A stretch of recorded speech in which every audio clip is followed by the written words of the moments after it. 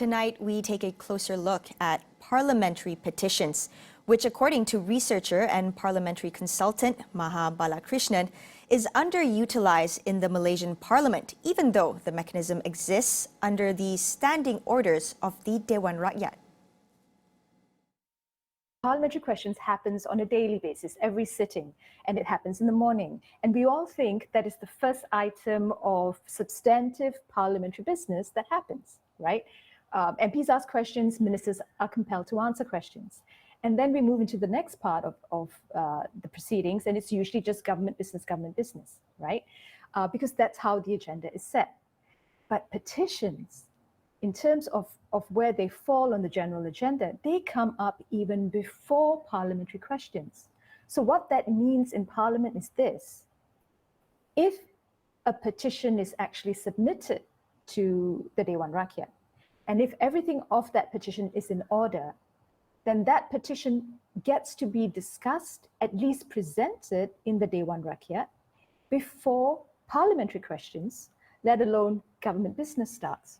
So imagine the impact that that can have, right, on an issue that perhaps the government isn't keen to deal with or doesn't have time to prioritize.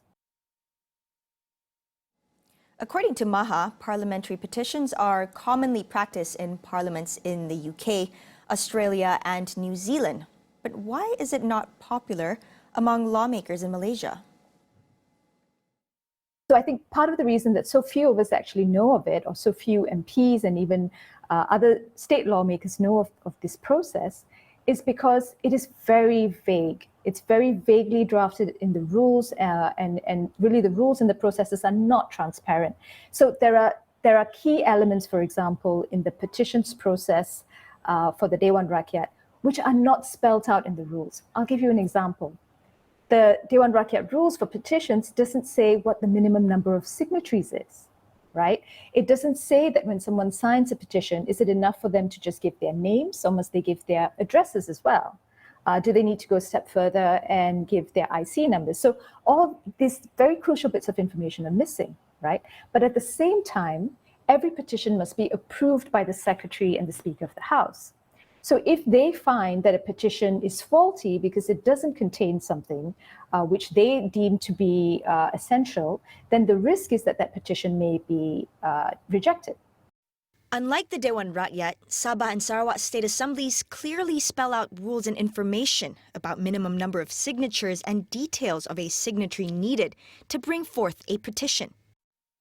The parliamentary petitions process is actually available even at state level. So most DUNs have a petitions process in their rules as well. You'll find it in most of the DUNs, but if I could just point out Sabah and Sarawak in particular, which I find fascinating, because in Sabah and Sarawak, there is almost an automatic process that once a petition is filed, and if it's presented and in the DUN,